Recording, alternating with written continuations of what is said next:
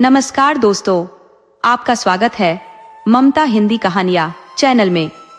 यहाँ पर आपको मिलेंगी दिलचस्प और रोचक कहानियाँ जो आपको सोचने पर मजबूर कर देंगी। अगर आपको हमारी कहानियाँ पसंद आए तो वीडियो को लाइक करें, चैनल को सब्सक्राइब करें और अपने सुझाव कमेंट में जरूर दें। आपके सहयोग से हमारा यह चैनल और भी लोगों तक पहुँच सकेगा। धन्यवाद।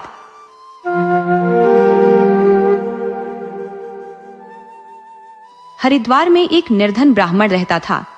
उसकी आयु काफी अधिक हो चुकी थी। भिक्षाटन से वह अपने परिवार का निर्वाह करता था। उसके परिवार में उसकी पत्नी और 2 कन्याएं थीं, जिनकी विवाह योग्य आयु हो चुकी थी। ब्राह्मण की आर्थिक स्थिति इतनी दयनीय थी कि परिवार को उचित आहार भी नहीं मिल पाता था। कभी कभी तो भूखे ही सोने की नौबत आ जाती थी। वृद्ध ब्राह्मण दिन भर नगर में घूम घूम कर भिक्षा मांगता था, लेकिन उसकी वृद्धावस्था के कारण अधिक घूमना कठिन था। जो भी कुछ मिल जाता उसी से गुजारा करता था। उसे अपनी पुत्रियों के विवाह की अत्यंत चिंता थी, परंतु विवाह के लिए दहेज और अन्य खर्चों के लिए धन कहां से आएगा, यही चिंता उसे खाई जाती थी। इस वर्ष हरिद्वार में कुंभ का मेला लगा हुआ था। पूरे हरिद्वार में साधु संतों और भक्तों की भीड़ उमड़ पड़ी थी। लोग दूर दूर से गंगा स्नान करने आ रहे थे। पूरा नगर सजावट से जगमगा उठा था, परंतु उस निर्धन ब्राह्मण के घर में वही उदासी छाई हुई थी। कुंभ मेले के पहले दिन वृद्ध ब्राह्मण को आशा की किरण दिखाई दी कि नगर में आए भक्तों और श्रद्धालुओं से अच्छी भिक्षा मिल जाएगी। यही सोचकर वह वृद्ध ब्राह्मण अपनी झोपड़ी से निकला। उसके वृद्ध शरीर में अधिक हिम्मत नहीं थी, फिर भी वह चलता जा रहा था। पूरे हरिद्वार में कुंभ मेले की चहल पहल फैली हुई थी। दूर दूर से आए भक्त गंगा स्नान कर रहे थे और साधु संतों को प्रणाम कर रहे थे। पूरा वातावरण भक्ति में डूबा हुआ था। वृद्ध ब्राह्मण भी घूम घूम कर भिक्षा मांगने लगा। जब तक उसकी टांगें थक नहीं गई, वह घूमता ही रहा। दिन ढल जाने पर वह घर की ओर चल पड़ा। रास्ते में थकावट के कारण उसने सोचा कि कुछ देर बैठकर आराम कर लूं। अंधेरा हो चुका था। वह सड़क के किनारे एक जगह बैठ गया और अपने पास इकट्ठे हुए पैसों को गिनने लगा। उसने देखा कि उसके पास कुछ ही सिक्के थे। भिक्षा ज्यादा नहीं मिली थी, परंतु संतोष था कि आज उसके परिवार को भूखा नहीं सोना पड़ेगा। लेकिन उसकी पुत्रियों के विवाह की चिंता मन में बनी रही। वह उदास मन से बैठा हुआ था कि तभी उसे अपने हाथ के पास कुछ नरम चीज का स्पर्श महसूस हुआ। वृद्ध ब्राह्मण डर गया। उसे लगा कि अंधेरे में शायद कोई सांप हो सकता है। वह उठकर खड़ा हो गया। ध्यान से देखा तो वहां मखमल की एक थैली पड़ी हुई थी। कुछ डरते हुए उसने वह थैली उठा ली और खोली तो उसमें सोने की अशर्फियां थीं। अशर्फियां देखते ही उसकी सारी थकान और भूख प्यास गायब हो गई। उसकी आंखों में चमक आ गई। इतना धन तो उसने अपनी पूरी जिंदगी में कभी नहीं देखा था। वह सोचने लगा कि मैं कितना भाग्यशाली हूं कि बैठे बिठाए यह सिक्के मेरे हाथ में आ गए। ये धन जब मैं अपने परिवार को दूंगा तो वे कितने खुश हो जाएंगे। उसी वक्त उसके मन में एक और विचार कौंधा कि यह संपत्ति मेरी नहीं है, बल्कि किसी का खोया हुआ धन है। कुंभ मेले में आए किसी व्यक्ति का हो सकता है। मुझे पहले इस धन के असली मालिक को खोजना चाहिए। अगर मेरी पूरी कोशिश के बाद भी इस धन का सही स्वामी नहीं मिलता है, तभी यह मेरा हो सकता है। परंतु तत्क्षण उसने सोचा कि मेरे घर में 2 युवतियां हैं। उनके विवाह के लिए यदि मैं यह धन रख लूं तो अच्छा होगा। फिर उसे लगा कि असली मालिक को ढूंढना बेहद कठिन कार्य है। इससे बेहतर है कि मैं यह थैली वापस इसी स्थान पर रख दूं। इसी उधेड़बुन में वह विचार मग्न था कि उसे महसूस हुआ कि उसकी हड्डियां चूर चूर हो रही हैं। एक और मन में विचार आता कि धन अपने पास ही रख लूं, यह तो भगवान का आशीर्वाद है। धन को खर्च कर परिवार का पालन पोषण करूं। अगर धन का मालिक मिल भी गया तो उसे कुछ अशर्फियां कम मिल जाएंगी, इससे क्या फर्क पड़ेगा। दूसरी ओर यह विचार आता कि हे ब्राह्मण, धैर्य रखो और ऐसा पाप मत करो। यह किसी और की अमानत है। अंततः उस वृद्ध ब्राह्मण ने निर्णय लिया कि वह धन के असली स्वामी के मिलने तक यह थैली अपने घर में किसी सुरक्षित स्थान पर छुपाकर रखेगा। अंधेरे में वह चुपचाप घर में दाखिल हुआ तो उसकी पत्नी ने उसे देख लिया। पत्नी को कुछ संदेह हुआ। उसने पूछा, तुम कब आए और क्या लाए हो? वृद्ध ब्राह्मण ने कहा, कुछ नहीं लाया। वह थैली मिलने की बात छुपाना चाहता था। हालांकि आज तक उसने कभी अपनी पत्नी से कोई बात छुपाई नहीं थी। पत्नी ने कहा, तुम्हारे पास जरूर कुछ है। वृद्ध ब्राह्मण ने सोचा कि पत्नी को अंधेरे में रखना उचित नहीं है। यह सोचकर उसने सारी बात उसे बता दी। उसकी पत्नी अच्छे स्वभाव की थी, परंतु वृद्ध की तरह धैर्य रखने वाली नहीं थी। उसने कहा, जाओ एक अशर्फी ले आओ और कुछ खाने पीने का सामान और कपड़े खरीद लाओ। वृद्ध ब्राह्मण ने कहा, नहीं, बिल्कुल भी नहीं। अगर तूने इसे हाथ भी लगाया या इसके बारे में किसी को बताया तो मेरा मरा हुआ चेहरा देखेगी। उसकी पत्नी खून का घूंट पीकर चुप हो गई। अब वह वृद्ध ब्राह्मण थैली के मालिक की तलाश में घर से निकल पड़ा ताकि थैली उसे लौटा दे। कुंभ के मेले में वह उस जगह पर पहुंच गया जहां मेले में खो जाने वाली वस्तुओं का ऐलान किया जाता था। वहां पहुंचते ही उसने एक व्यक्ति को यह ऐलान करते सुना, सुनो सभी भक्तों और लोगों, 1000 सोने के सिक्कों से भरी मेरी थैली कहीं गुम हो गई है। जो कोई इसे पाकर मुझे वापस करेगा, भगवान उसका भला करेगा। यह सुनकर वह वृद्ध ब्राह्मण खड़ा हुआ और कहने लगा, सुनिए श्रीमान, यह हरिद्वार नगर अत्यंत पवित्र है। सभी लोग यहाँ भगवान का आशीर्वाद प्राप्त करने आए हैं। हो सकता है आपकी थैली किसी ऐसे व्यक्ति को मिली हो जो भगवान में श्रद्धा रखता हो। आप उसके लिए कुछ इनाम की घोषणा कर दें ताकि उस निर्धन व्यक्ति का भी कुछ भला हो जाए। उस व्यक्ति ने पूछा, कितना इनाम? ब्राह्मण ने कहा, 100 अशर्फिया, यानी कुल राशि का 10वां हिस्सा। वह व्यक्ति बोला, नहीं, ऐसा नहीं हो सकता। मैं यह मामला भगवान पर छोड़ता हूँ। यह कहकर वह व्यक्ति वहां से चला गया। वृद्ध ब्राह्मण ने उसे रोकना चाहा, लेकिन कुछ सोचकर वह रुक गया। वह वापस घर पहुंचा और पत्नी से कहा, मुझे कुंभ मेले में उस थैली का मालिक मिल गया है। मैंने उसे कहा कि वह 100 अशर्फियों का इनाम घोषित कर दे, लेकिन वह नहीं माना। अब हमें क्या करना चाहिए? मैं तो सोच रहा हूँ कि कल उसे थैली वापस कर दूंगा। उसकी पत्नी बोली, सुनिए जी, हम पिछले 50 सालों से गरीबी में जी रहे हैं। हमारे घर में 2 जवान बेटियां हैं और यह तो भगवान का ही दिया हुआ इनाम है। आपने न तो चोरी की है और न ही डाका डाला है, तो आप इस इनाम को क्यों ठुकरा रहे हैं? यह कहकर उसने वृद्ध ब्राह्मण की ओर देखा। अपनी बेटियों और पत्नी को देखकर ब्राह्मण की आंखों में आंसू आ गए।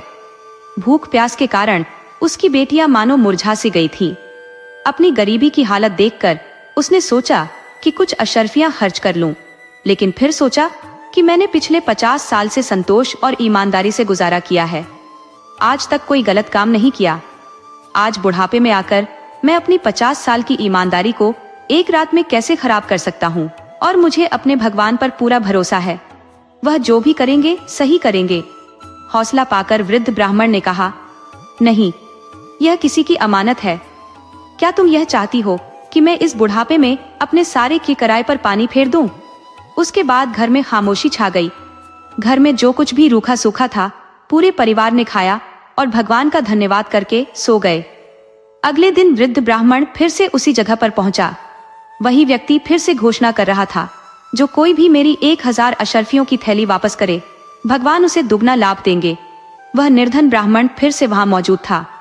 उसने कहा, महोदय, मैंने कल भी आपको बताया था कि शायद वह थैली किसी गरीब को मिल जाए तो वह इनाम पाने के लालच में उसे वापस कर दे।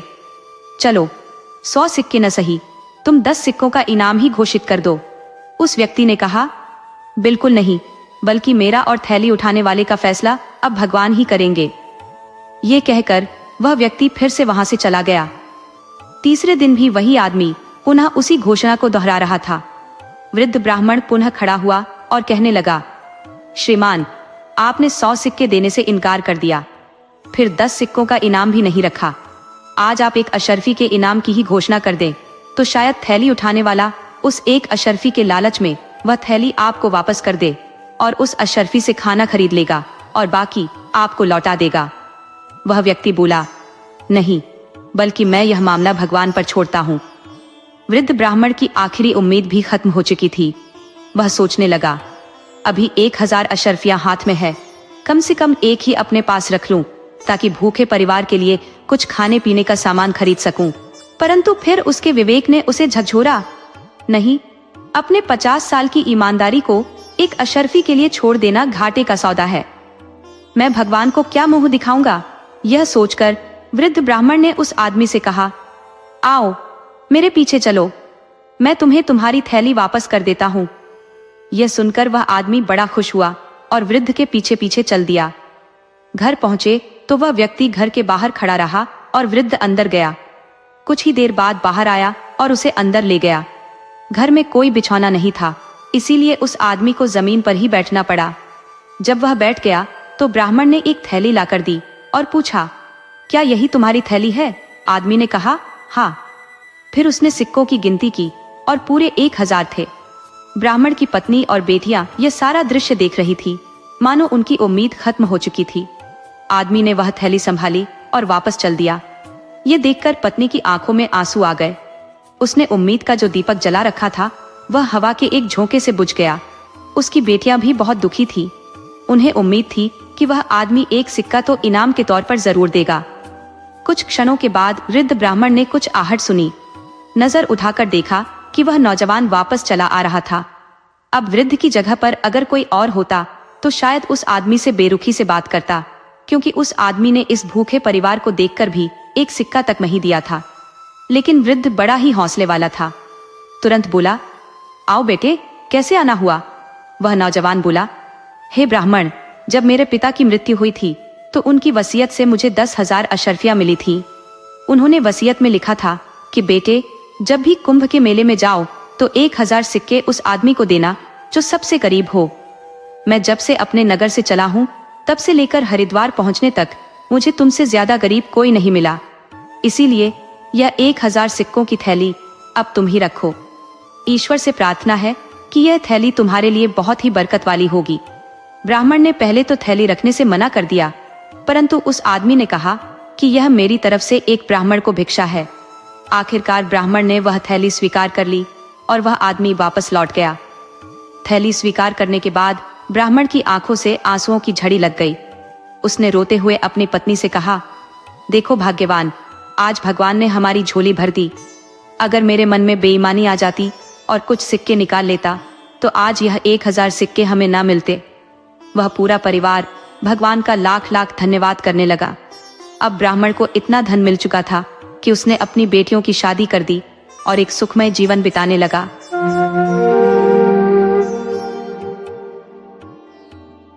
एक समय की बात है, एक आटे की चक्की का मालिक अपनी बदकिस्मती के चलते गहरी गरीबी में जीवन व्यतीत कर रहा था। उसकी चक्की पर अब कोई गेहूं पिसवाने नहीं आता था।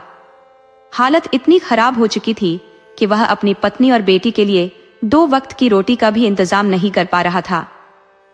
चक्की के पीछे एक सेब का पेड़ खड़ा था और उसी के पास उसका टूटा फूटा घर भी था। जीवन यापन के लिए उसे जंगल से लकड़ियां काटनी पड़ती थी और जो पैसे उन लकड़ियों को बेचने से मिलते उसी से उसका घर किसी तरह चल पाता था। वह अपनी दुर्दशा से बेहद व्यथित था। एक दिन जब वह जंगल में लकड़ियां काटने गया तो उसने वहां एक बूढ़े आदमी को देखा जिसे उसने पहले कभी नहीं देखा था। वह बूढ़ा आदमी सीधे उसके पास आया और गंभीर स्वर में बोला, तू अपनी गरीबी से इतना परेशान क्यों है? मैं तुझे धनवान बना सकता हूँ यदि तू मुझे एक वचन दे कि मैं जो चीज मांगूंगा वह तू मुझे देगा। चक्की का मालिक हैरानी में पड़ गया। उसने सोचा कि उसके पास ऐसा कुछ भी नहीं था जो वह बूढ़े को दे सकता। अपनी कठिनाइयों और अमीर बनने की लालसा में उसने बिना ज्यादा सोचे समझे बूढ़े के प्रस्ताव को स्वीकार कर लिया और वचन दे दिया। बूढ़ा आदमी रहस्यमयी हंसी के साथ बोला, मैं 3 साल बाद तेरे पास अपनी चीज लेने आऊंगा। इतना कहकर वह वहां से चला गया। चक्की का मालिक जब लकड़ियां लेकर घर लौटा तो उसकी पत्नी दौड़कर उसके पास आई और घबराए स्वर में बोली, ये अचानक घर में इतना सारा धन कहां से आया? हमारे घर के सारे बर्तन सोने और चांदी से भर गए हैं। ये सब कैसे हुआ? कोई व्यक्ति बाहर से धन लेकर तो नहीं आया? तो मुझे सच सच बताओ। मालिक ने शांत स्वर में उत्तर दिया, शायद यह उस बूढ़े आदमी की कृपा है जो मैंने जंगल में देखा था। उसने मुझसे केवल एक चीज मांगी थी और उसके बदले में इतना सारा धन देने का वादा किया था। यह सुनकर उसकी पत्नी का चेहरा गंभीर हो गया। उसने पूछा, वह बूढ़ा व्यक्ति इतने धन के बदले में कौन सी चीज मांग रहा है? मालिक ने लापरवाही से कहा, शायद वह चक्की के पीछे खड़ा सेब का पेड़ लेना चाहता होगा। परंतु उसकी पत्नी काफी समझदार थी। उसने तुरंत अंदाजा लगा लिया कि इतनी बड़ी कीमत के बदले में कोई केवल एक पेड़ क्यों मांगेगा। उसे शंका हुई कि वह बूढ़ा व्यक्ति सेब के पेड़ के बहाने उनकी बेटी को उनसे छीनने की योजना बना रहा है। असल में पत्नी का अंदेशा बिल्कुल सही था। वह बूढ़ा व्यक्ति वास्तव में एक धूर्त और क्रूर जादूगर था, जिसकी मंशा सुलोचना को पाने की थी। सुलोचना, उनकी बेटी, न केवल सुंदरता की मूरत थी, बल्कि अपने आचरण में भी अत्यंत शालीन और भक्तिमयी थी। वह प्रतिदिन प्रातः स्नान कर ईश्वर की आराधना में मग्न रहती। 3 वर्ष इस तरह से बीत गए कि किसी को पता भी न चला। लेकिन नियति का खेल अचानक पलटा और वह बूढ़ा जादूगर चक्की के मालिक के सामने प्रकट हो गया। उसने बिना किसी भूमिका के सुलोचना को सौंपने की मांग की। चक्की का मालिक इस अप्रत्याशित मांग को सुनकर सहम गया। उसने कभी सपने में भी नहीं सोचा था कि इतना बड़ा मूल्य उसे चुकाना पड़ेगा। जब वह अपनी बेटी को बुलाने के लिए गया तो देखा कि सुलोचना ईश्वर की आराधना में लीन थी। उसने बूढ़े से विनती की, मेरी बेटी अभी पूजा में व्यस्त है, कृपया कल आइए। बूढ़ा बिना कोई उत्तर दिए वहां से चला गया। अगले दिन सुबह वह बूढ़ा फिर से आ धमका, लेकिन आज भी सुलोचना पूजा में व्यस्त थी। इस बार बूढ़ा गुस्से से आग बबूला हो गया। उसने गरजते हुए कहा, मुझे तेरी बेटी चाहिए ही चाहिए। अगर तुमने मेरी बात नहीं मानी तो मैं तुम्हारे जीवन को तहस नहस कर दूंगा। चक्की का मालिक इस धमकी से कांप उठा। भय और असहायता में वह अपनी बेटी के पास गया और सारा हाल बयां कर दिया। उसने भारी मन से कहा, बेटी, मैं ऐसा नहीं करना चाहता था, लेकिन मैंने लालच में आकर वचन दे दिया। अब मेरे हाथ में कुछ भी नहीं है। सुलोचना ने अपने पिता को शांत करते हुए कहा, पिताजी, आप व्यथित ना हो, ये सब ईश्वर की इच्छा है। जो होना है वह होकर रहेगा। हमें उनकी मर्जी में भरोसा रखना चाहिए। चक्की का मालिक अपनी इस भूल पर पछतावा करते हुए बार बार अपनी बेटी से क्षमा मांगने लगा। लेकिन सुलोचना ने अपने माता पिता को दुख से उबरने का साहस दिया। उसने ठान लिया कि अब वह अपनी किस्मत को खुद गढ़ेगी और किसी भी परिस्थिति का सामना धैर्य और प्रार्थना से करेगी। चक्की का मालिक इस अंतर्द्वंद में फंस चुका था। उसकी बेटी को जादूगर के हवाले करना उसे मौत से भी बदतर लग रहा था, लेकिन उसने अपनी मूर्खता से जो गलती की थी वह उसे हर क्षण कचोट रही थी। चक्की के मालिक ने फिर एक बार चालाकी से बूढ़े को यह कहकर टाल दिया कि कल आकर मेरी बेटी को ले जाना। बूढ़ा बिना किसी विरोध के वहां से चला गया, लेकिन सुलोचना के लिए यह सब असहनीय था। वह अब अपने माता पिता के साथ रहना नहीं चाहती थी, क्योंकि जादूगर से धन लेने के बाद उसके पिता का मन और विचार पूरी तरह से बदल गए थे। ईश्वर में अगाध विश्वास रखने वाली सुलोचना इस घर से दूर चली जाना चाहती थी, ताकि वह शैतानी जादूगर किसी भी प्रकार से उसके पिता को और अधिक पाप करने के लिए विवश न कर सके। माता पिता के बार बार समझाने के बावजूद उसने अपने घर को छोड़ने का निश्चय किया। अगले दिन वह प्रातः ही घर से निकल पड़ी। चलते चलते जब सूर्य अस्ताचल की ओर बढ़ने लगा तो वह एक मनोहारी और विशाल बगीचे में जा पहुंची। दिन भर की थकावट और भूख ने उसे कमजोर बना दिया था। उसने बगीचे में लगे फलों को देखा, जिनमें से कुछ पके हुए फल शाखाओं से लटक रहे थे, लेकिन वे फल इतनी ऊंचाई पर थे कि उनके पास पहुंच पाना सुलोचना के लिए असंभव था। अपनी विवशता पर दुखी होकर वह जमीन पर बैठ गई और आंखें मूंद कर ईश्वर का ध्यान करने लगी। तभी अचानक एक अद्भुत सुंदर युवती उसके समक्ष प्रकट हुई। वह मधुर स्वर में बोली, मैं तुम्हारी सहायता के लिए आई हूँ। तुम्हें भूख लगी है और इन पके हुए फलों को देखकर तुम्हारा मन व्याकुल हो रहा है। मैं अभी तुम्हारे लिए ये फल तोड़ कर लाती हूँ। युवती ने बिना विलंब किए 3-4 पके हुए फल तोड़े और अपने हाथों से सुलोचना को खिलाने लगी। ये दृश्य बगीचे का माली छिपकर देख रहा था, लेकिन डर के मारे वह बिल्कुल मौन था। उसे लगा कि यह कोई अलौकिक आत्मा है जो बगीचे में प्रवेश कर गई है। सुलोचना ने अपनी भूख शांत होने के बाद उस सुंदर युवती को हृदय से धन्यवाद दिया। फिर वह झाड़ियों में छिपकर सोने चली गई। अगले दिन प्रातः जब बगीचे का स्वामी, जो कि एक रूपवान राजकुमार था, बगीचे में आया तो माली ने उसे बीती रात की घटना सुनाई। माली ने कहा, स्वामी, मैंने अपनी आंखों से देखा कि कोई अलौकिक शक्ति यहाँ आई और उस युवती को फल खिलाए। राजकुमार को उसकी बात पर विश्वास नहीं हुआ। उसने कहा, आज तक इस बगीचे में कोई भी आत्मा या भूत प्रेत नहीं आया। मुझे लगता है कि तुमने कोई सपना देखा होगा। लेकिन माली अपनी बात पर दृढ़ रहा। उसने कहा, स्वामी, मैंने जो देखा है वह सच्चाई है। राजकुमार ने कहा, ठीक है, आज रात मैं स्वयं इस बगीचे में छिपकर देखूंगा कि वास्तव में ऐसा कुछ होता है या नहीं। उधर सुलोचना दिन भर घनी झाड़ियों में छिपी रही। जब संध्या का अंधकार फैलने लगा तो वह झाड़ियों से निकलकर फलों के पेड़ के पास पहुंची और ईश्वर से प्रार्थना करने लगी। ईश्वर ने उसकी प्रार्थना सुन ली और वही सुंदर युवती पुनः प्रकट हुई। उसने 3-4 पके फल तोड़े और सुलोचना को अपने हाथों से खिलाने लगी। जैसे ही सुलोचना के सामने रखे फल समाप्त हुए, एकाएक राजकुमार, जो अपने माली के साथ विशाल वृक्ष के पीछे छिपा हुआ था, तेजी से बाहर निकला। वह गहन उत्सुकता से बोला, तुम कौन हो? क्या तुम इस संसार के निवासी हो या किसी अन्य लोक से आई हो? सुलोचना को अनजान व्यक्ति को अपने समीप देखकर भय हो गया। कांपते हुए और गिड़गिड़ाते स्वर में उसने कहा, मैं इस संसार की एक अभागी लड़की हूं। आज ईश्वर के अलावा सभी ने मुझे अकेला और बेसहारा छोड़ दिया है। जब राजकुमार सुलोचना के करीब पहुंचा तो उसने देखा कि वह रहस्यमयी सुंदर युवती वहां से अदृश्य हो चुकी थी। केवल सुलोचना ही उदास मुद्रा में वहां बैठी हुई थी। सुलोचना की सादगी और अप्रतिम सौंदर्य ने राजकुमार का हृदय द्रवित कर दिया। उसे सुलोचना पर दया आ गई। राजकुमार उसे अपने साथ राजमहल ले गया और अपनी माता से उसका परिचय कराया। राजमाता की सहमति से राजकुमार ने सुलोचना से विवाह कर लिया। सुलोचना, जिसने ईश्वर पर अटूट विश्वास बनाए रखा था, कि जीवन में पुनः खुशियां लौट आईं। कुछ समय बाद राजकुमार को एक महत्वपूर्ण यात्रा के लिए दूसरे राज्य जाना पड़ा। जाते समय वह अपनी प्रिय पत्नी और भविष्य के संतान की देखभाल अपनी माता को सौंपकर चला गया। कुछ समय पश्चात सुलोचना ने एक सुंदर पुत्र को जन्म दिया। इस शुभ समाचार को एक पत्र के माध्यम से राजकुमार को भेजा गया, लेकिन राह में थका हुआ दूत जब विश्राम करने के लिए रुका, तब वह धूर्त जादूगर बुधा, जो इन सब पर अपनी नजर रखे हुए था, वहां आ पहुंचा। उसने पत्र को बदलकर उसमें झूठा संदेश लिख दिया, जिसमें लिखा था कि सुलोचना ने एक विकलांग बालक को जन्म दिया है।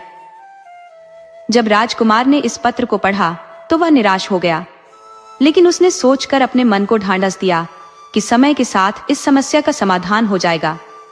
उसने अपनी माता को पत्र लिखकर कहा कि चिंता की कोई बात नहीं है और सुलोचना तथा उसके पुत्र का पूरा ध्यान रखा जाए।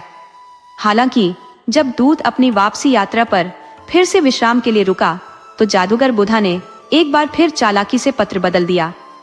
इस बार पत्र में लिखा था कि राजकुमार ने अपनी माता को आदेश दिया है कि सुलोचना और उसके नवजात पुत्र को मृत्यु के घाट उतार दिया जाए। अगले दिन जब यह पत्र राजमाता को मिला तो वह हतप्रभ रह गई। वह अपने पुत्र के इस निर्दयी आदेश को पढ़कर विचलित हो गई। उन्हें विश्वास नहीं हुआ कि उनका पुत्र इतना क्रूर हो सकता है। राजमाता, जो अपनी बहू और पोते को बेहद स्नेह करती थी, ने सुलोचना को यह बात बताई। सुलोचना ये सब सुनकर स्तब्ध रह गई, लेकिन उसने अपने बच्चे की सुरक्षा के लिए राजमहल छोड़ने का निर्णय लिया। राजमाता ने भी अपने स्नेह से विवश होकर उसे जाने की अनुमति दे दी, ताकि वह और उसका पुत्र सुरक्षित रह सके। राजमाता ने सुलोचना के साथ न तो कोई सेवक भेजा और न ही कोई दासी, ताकि यह बात राजकुमार तक न पहुंचे कि उसने उनकी सहायता की है। लंबी दूरी तय करते हुए जब सुलोचना थकान से चूर होकर एक विशाल पेड़ के नीचे बैठ गई तो उसने अश्रुपूरित नेत्रों से ईश्वर को स्मरण किया। उसके मन में यह विश्वास था कि अब केवल ईश्वर ही उनका सहारा है। सच्चे हृदय से की गई प्रार्थना के बाद जब उसने अपनी आंखें खोली तो उसके सम्मुख एक वृद्ध महिला खड़ी थी। वह कहने लगी, घबराओ मत बेटी, मेरे साथ चलो। मेरा एक छोटा सा आश्रय स्थल है, मैं तुम्हें वहां ले चलती हूँ। सुलोचना ने अपने पुत्र को बाहों में थामा और उस वृद्धा के साथ चल पड़ी। जैसे ही वे उसके घर पहुंचे, महिला ने सांत्वना देते हुए कहा, बेटी, ईश्वर ने तुम्हारी सहायता के लिए ही मुझे भेजा है। तुमने सच्ची आस्था के साथ उनकी उपासना की है, अब तुम्हें किसी भी प्रकार का कष्ट नहीं होगा। इधर अपनी यात्रा समाप्त कर जब राजकुमार राजमहल लौटा तो उसने अपनी माता से अपनी पत्नी और पुत्र के विषय में पूछा। राजमाता, जो पहले से ही आक्रोश में थी, ने अपने पुत्र को कठोर शब्दों में फटकार लगाई। राजकुमार स्तब्ध रह गया। उसने स्पष्ट किया कि उसने ऐसा कोई पत्र दूत को नहीं दिया था जिसमें उनकी मृत्यु का आदेश लिखा हो। सच्चाई जानने के बाद राजमाता को गहरा पश्चाताप हुआ। उन्होंने रोते हुए राजकुमार को सच बता दिया। राजकुमार अपनी व्यथा से व्याकुल अन्न जल त्याग कर सुलोचना और अपने पुत्र को ढूंढने निकल पड़ा। 1 वर्ष तक अथक प्रयास के बावजूद उन्हें खोजने में असफल रहा।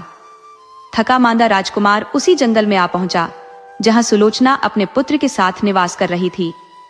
विशाल जंगल के बीच एक छोटी सी झोपड़ी देखकर वह विस्मित हो उठा। डरते डरते उसने दरवाजा खटखटाया। दरवाजा खोलने वाली वही वृद्धा थी जिसने सुलोचना को आश्रय दिया था। वृद्धा ने मुस्कुराते हुए कहा, राजकुमार, इस साधारण झोपड़ी में आपका स्वागत है। आपने यहाँ आने का कष्ट क्यों किया? राजकुमार ने उत्तर दिया, मैं अपनी पत्नी और पुत्र को ढूंढ रहा हूँ। वर्षों की तलाश के बाद भी मुझे उनका कोई पता नहीं चला। वृद्धा ने विनम्रता से राजकुमार के समक्ष भोजन प्रस्तुत किया, लेकिन उसने इनकार कर दिया। उसने कहा, मुझे कुछ भी खाने की इच्छा नहीं है। मैं केवल कुछ समय के लिए आराम करना चाहता हूँ। यदि आप अनुमति दें तो। वृद्धा ने सहानुभूतिपूर्वक कहा, आप यहाँ आराम करें राजकुमार, ये बिस्तर आपके विश्राम के लिए है। राजकुमार उस वृद्धा की आज्ञा पाकर बिस्तर पर लेट गया और अपनी आंखें मूंद ली। तभी उसे भीतर से धीमी धीमी वार्ता की आवाजें सुनाई देने लगी। वृद्धा कह रही थी, बेटी, बाहर जा और देख, तेरा पति और इस बच्चे का पिता तुम दोनों को खोजता खोजता यहाँ तक पहुँच गया है। अब जाकर उससे मिल। थोड़ी ही देर में किसी के बाहर आने की आहट सुनाई दी। राजकुमार ने तुरंत अपनी आंखें फिर से बंद कर ली। सुलोचना धीरे धीरे उसके समीप आई और उसे पहचानने का प्रयास करने लगी, लेकिन राजकुमार तो अपनी पत्नी को पहले ही पहचान चुका था। उसी क्षण सुलोचना ने भी उसे पहचान लिया। वह भावुक होकर बोली, मैं आपकी दुर्भागिनी पत्नी हूँ और यह है आपका अभागा पुत्र। सुलोचना की बात सुनकर राजकुमार की आंखें खुशी से चमक उठी। उसने तत्क्षण ईश्वर और वृद्धा का आभार प्रकट किया। फिर वह अपने पुत्र और पत्नी को लेकर राजमहल लौट आया। वहां पहुंचने पर राजमाता ने बड़े उल्लास और हर्षोल्लास से उनका स्वागत किया। दूसरी ओर सुलोचना को पाने के लिए अनेक प्रयास और षड्यंत्र रचने के बावजूद वह दुष्ट वृद्ध जादूगर असफल रहा। वह न तो सुलोचना को छू सका और न ही उसे किसी प्रकार की हानि पहुंचा सका। अंततः उसे यह भान हुआ कि जिस स्त्री की ईश्वर में अडिग श्रद्धा हो और जिसका पति उससे अपार प्रेम करता हो, उसे अपने अधीन करना असंभव है। इस सत्य को स्वीकारते हुए उस दुष्ट ने सुलोचना का विचार अपने मन से सदा के लिए त्याग दिया और उनकी जीवन यात्रा से दूर चला गया। इसके पश्चात सुलोचना अपने पति और पुत्र के संग सुखमय और आनंदपूर्ण जीवन व्यतीत करने लगी।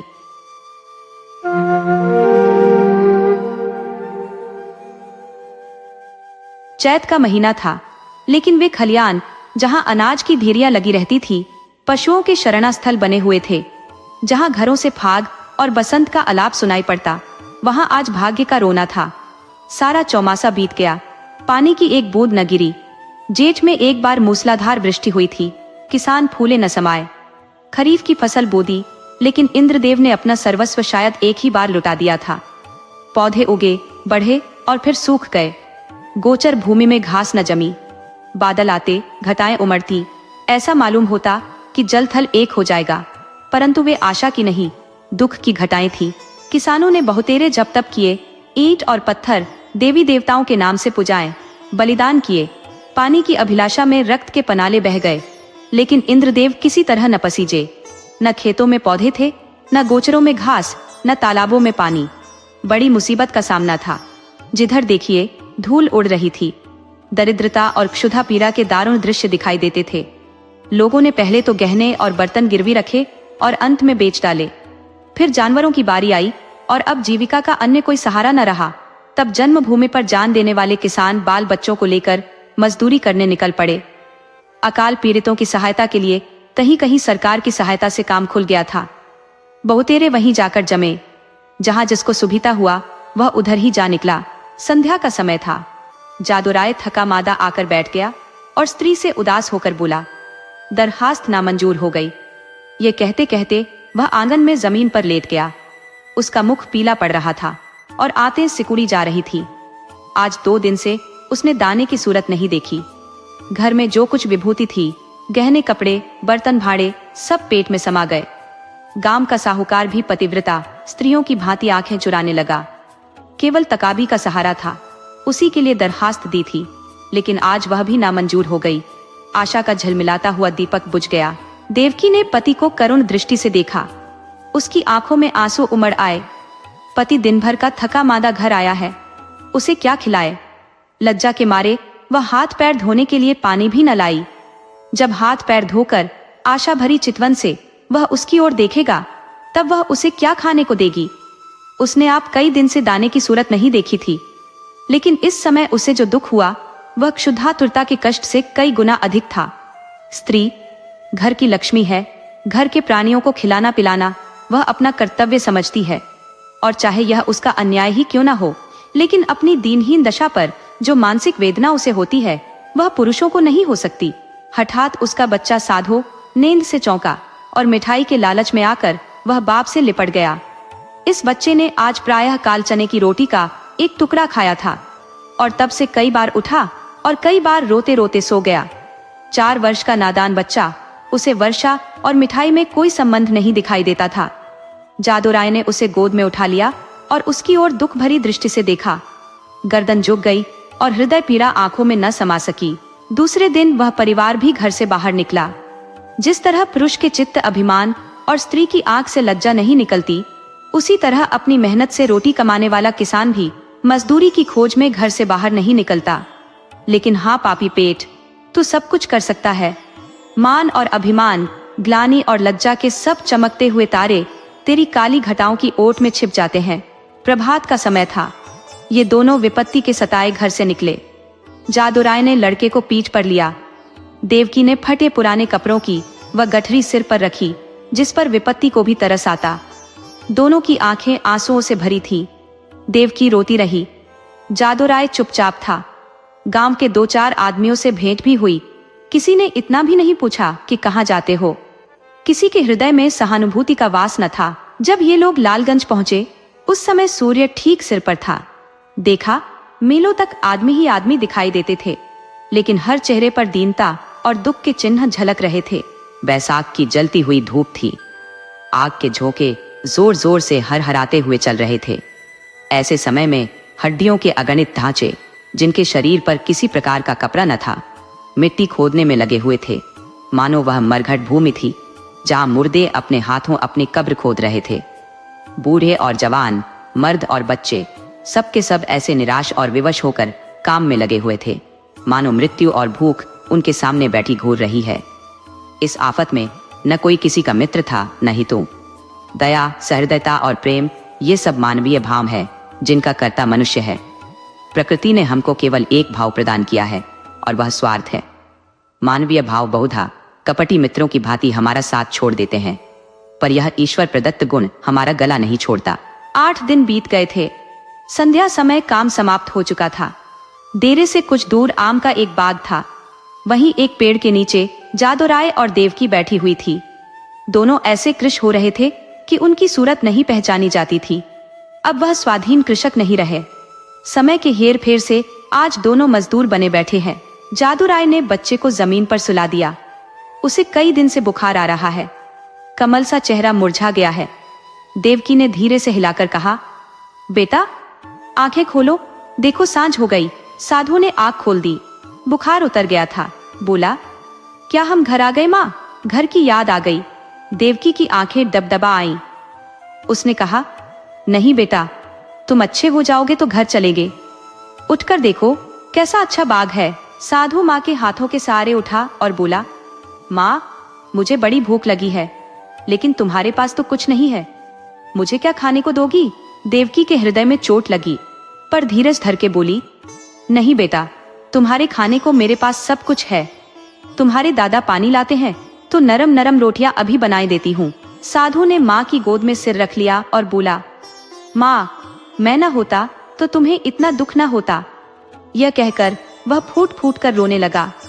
यह वही बेसमझ बच्चा है जो 2 सप्ताह पहले मिठाइयों के लिए दुनिया सिर पर उठा लेता था। दुख और चिंता ने कैसा अनर्थ कर दिया है। यह विपत्ति का फल है। कितना दुखपूर्ण, कितना करुणाजनक व्यापार है। इसी बीच में कई आदमी लालटेन लिए हुए वहां आए। फिर गाड़ियां आईं। उन पर डेरे और खेमे लदे हुए थे। दम के दम यहाँ खेमे गड़ गए। सारे बाग में चहल पहल नजर आने लगी। देवकी रोटियां सेक रही थी। साधु धीरे धीरे उठा और आश्चर्य से देखता हुआ एक डेरे के नजदीक जाकर खड़ा हो गया। पादरी मोहनदास खेमे से बाहर निकले तो साधु उन्हें खड़ा दिखाई दिया। उसकी सूरत पर उन्हें तरस आ गया। प्रेम की नदी उमड़ आई। बच्चे को गोद में लेकर खेमे में एक गद्देदार कोच पर बिठा दिया और तब बिस्कुट और केले खाने को दिए। लड़के ने अपनी जिंदगी में इन स्वादिष्ट चीजों को कभी न देखा था। बुखार की बेचैन करने वाली भूख अलग मार रही थी। उसने खूब मन भर खाया और तब कृतज्ञ नेत्रों से देखते हुए पादरी साहब के पास जाकर बोला, तुम हमको रोज ऐसी चीजें खिलाओगे? पादरी साहब इन भोलेपन पर मुस्कुरा के बोले, मेरे पास इससे भी अच्छी अच्छी चीजें हैं। इस पर साधु राय ने कहा, अब मैं रोज तुम्हारे पास आऊंगा। माँ के पास ऐसी अच्छी चीजें कहा? वह मुझे रोज चने की रोटियां खिलाती है। उधर देवकी ने रोटियां बनाई और साधु को पुकारने लगी। साधु ने माँ के पास जाकर कहा, मुझे साहब ने अच्छी अच्छी चीजें खाने को दी हैं। साहब बड़े अच्छे हैं। देवकी ने कहा, मैंने तुम्हारे लिए नरम नरम रोटियां बनाई है, आओ तुम्हें खिलाऊं। साधु बोला, अब मैं न खाऊंगा। साहब कहते थे कि मैं तुम्हें रोज अच्छी अच्छी चीजें खिलाऊंगा, मैं अब उनके साथ रहा करूंगा। माँ ने समझा कि लड़का हंसी कर रहा है। उसे छाती से लगाकर बोली, क्यों बेटा, हमको भूल जाओगे? देखो मैं तुम्हें कितना प्यार करती हूँ। साधु तुतला कर बोला, तुम तो मुझे रोज चने की रोटियां दिया करती हो, तुम्हारे पास तो कुछ नहीं है। साहब मुझे केले और आम खिलाएंगे। ये कहकर वह फिर खेमे की ओर भागा और रात को वहीं सो रहा। पादरी मोहनदास का पड़ाव वहां 3 दिन रहा। साधु दिन भर उन्हीं के पास रहता। साहब ने उसे मीठी दवाइयां दी। उसका बुखार जाता रहा। वह भोले भाले किसान यह देखकर साहब को आशीर्वाद देने लगे। लड़का चंगा हो गया और आराम से है। साहब को परमात्मा सुखी रखे। उन्होंने बच्चे की जान रख ली। चौथे दिन रात को ही वहां से पादरी साहब ने कूच किया। सुबह को जब देवकी उठी तो साधु का यहाँ पता न था। उसने समझा कहीं तबके ढूंढने गया होगा, किंतु थोड़ी देर देखकर उसने जादूराय से कहा, लल्लू यहाँ नहीं है। उसने भी यही कहा, कहीं तबके ढूंढता होगा। लेकिन जब सूरज निकल आया और काम पर चलने का वक्त हुआ तब जादूराय को कुछ संशय हुआ।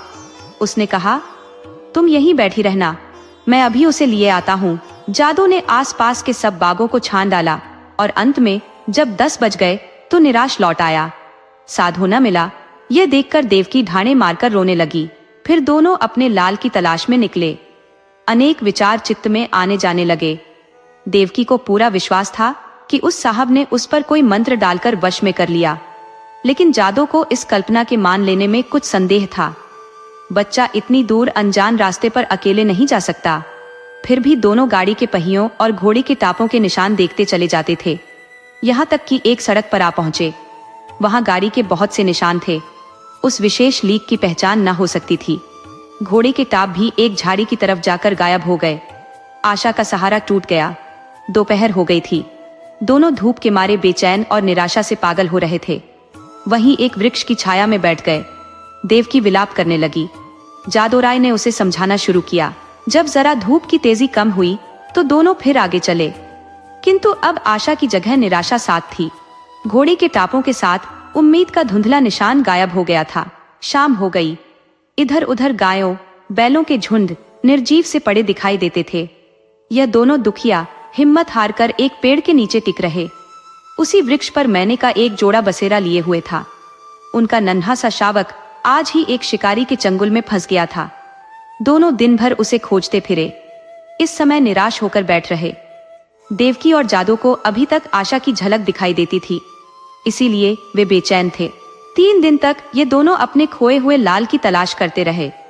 दाने से भेंट नहीं। प्यास से बेचैन होते 2-4 घूंट पानी गले के नीचे उतार लेते। आशा की जगह निराशा का सहारा था। दुख और करुणा के सिवाय और कोई वस्तु नहीं। किसी बच्चे के पैर के निशान देखते तो उनके दिलों में आशा तथा भय की लहरें उठने लगती थी, लेकिन प्रत्येक पग उन्हें अभीष्ट स्थान से दूर लिए जाता था। इस घटना को हुए 14 वर्ष बीत गए। इन 14 वर्षों में सारी काया पलट गई। चारों ओर रामराज्य दिखाई देने लगा। इंद्रदेव ने कभी उस तरह अपनी निर्दयता न दिखाई और न जमीन ने ही।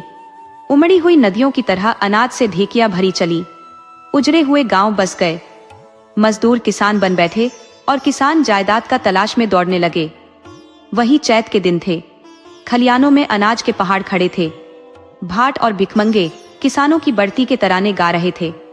सुनारों के दरवाजे पर सारे दिन और आधी रात तक ग्राहकों का जमघट लगा रहता था। दर्जी को सिर उठाने की फुर्सत न थी।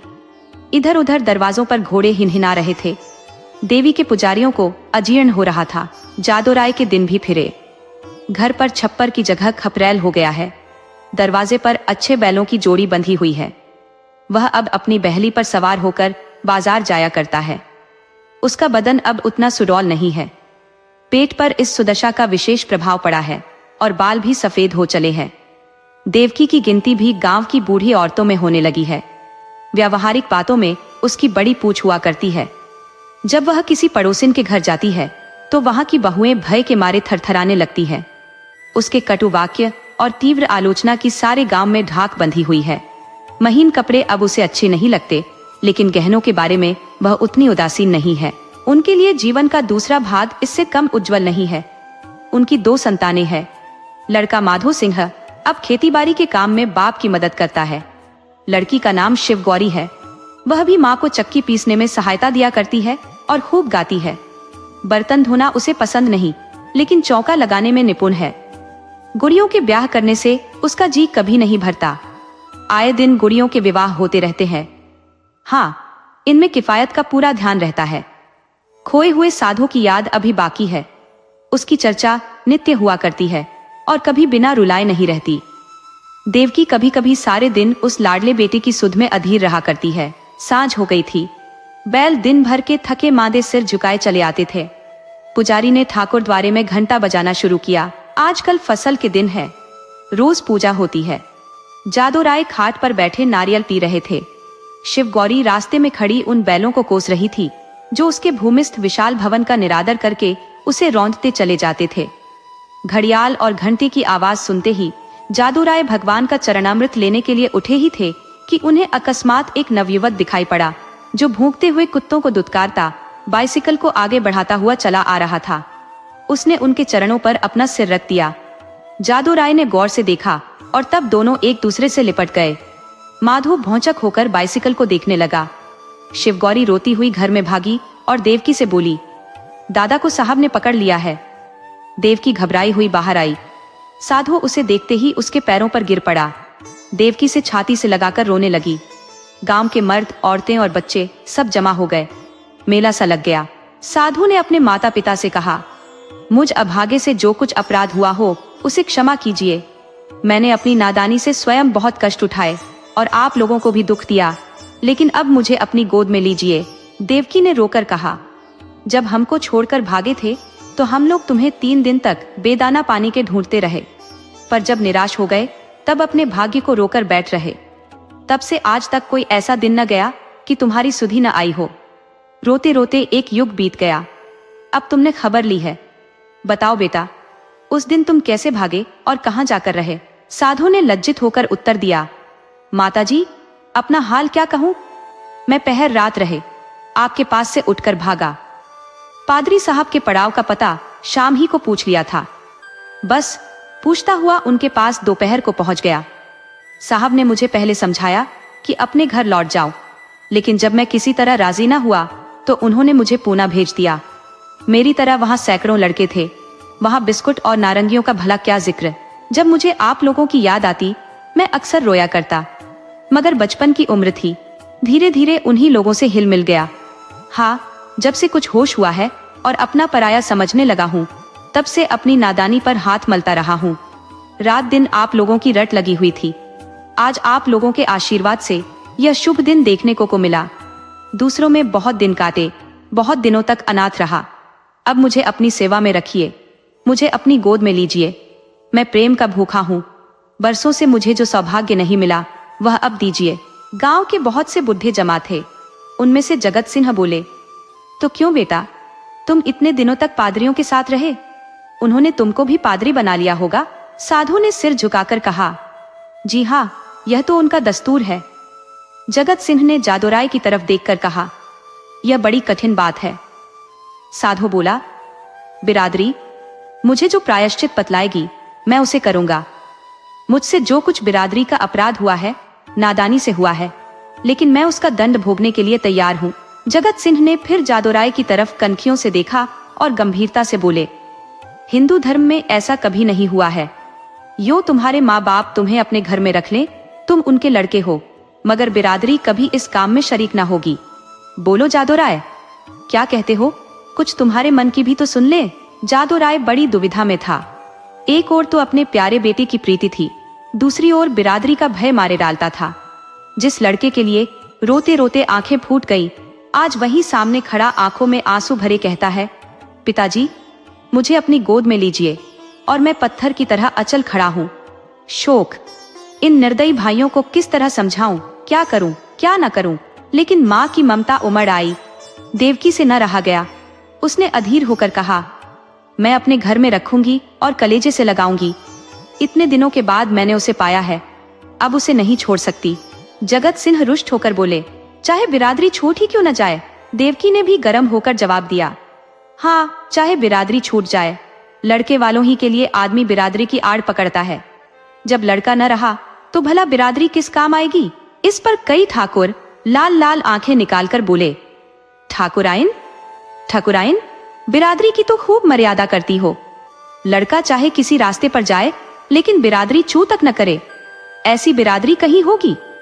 हम साफ साफ कह देते हैं कि अगर यह लड़का तुम्हारे घर में रहा तो बिरादरी भी बता देगी कि वह क्या कर सकती है। जगत सिंह कभी कभी जादूराय से रुपये उधार लिया करते थे। मधुर स्वर से बोले, भाभी, बिरादरी यह थोड़े ही कहती है कि तुम लड़के को घर से निकाल दो।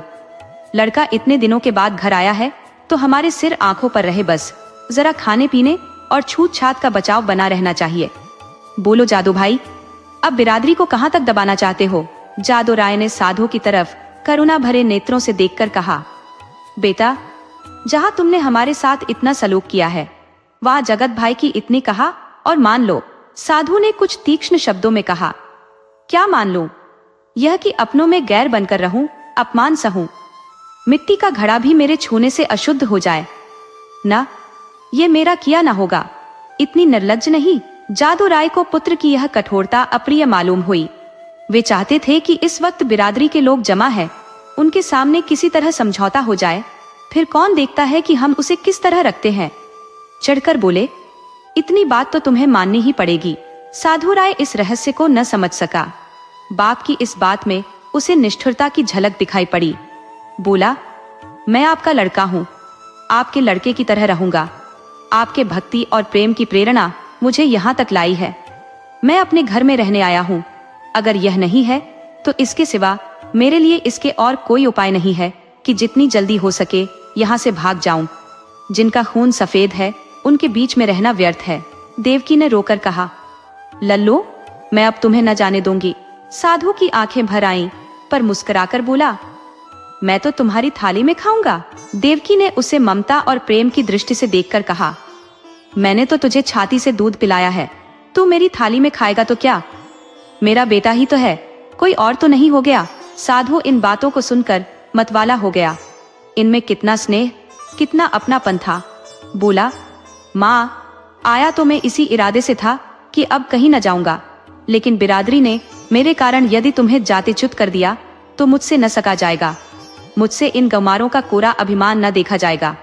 इसलिए इस वक्त मुझे जाने दो। जब मुझे अवसर मिला करेगा तो तुम्हें देख जाया करूंगा। तुम्हारा प्रेम मेरे चित्त से नहीं जा सकता, लेकिन यह असंभव है कि मैं इस घर में रहूं और अलग खाना खाऊं, अलग बैठूं। इसके लिए मुझे क्षमा करना। देवकी घर में से पानी लाई। साधु मुंह धोने लगा। शिव गौरी ने माँ का इशारा पाया तो डरते डरते साधु के पास गई। साधु को आदर पूर्वक दंडवत की। साधु ने पहले उन दोनों को आश्चर्य से देखा, फिर अपनी माँ को मुस्कुराते देख समझ गया। दोनों लड़कों को छाती से लगा लिया और तीनों भाई बहन प्रेम से हंसने खेलने लगे। माँ खड़ी यह दृश्य देखती थी और उमंग से फूली न समाती थी। जलपान करके साधु ने बाइसिकल संभाली और माँ बाप के सामने सिर झुकाकर चल खड़ा हुआ। वहीं जहाँ से तंग होकर आया था, उसी क्षेत्र में जहाँ अपना कोई न था। देवकी फूट फूट कर रो रही थी और जादूराय आंखों में आंसू भरे हृदय में एक ऐंठन सी अनुभव करता हुआ सोचता था, हाय मेरे लाल, तुम मुझसे अलग हुआ जाता है। ऐसा योग्य और होनहार लड़का हाथ से निकला जाता है, और केवल इसलिए कि अब हमारा खून सफेद हो गया।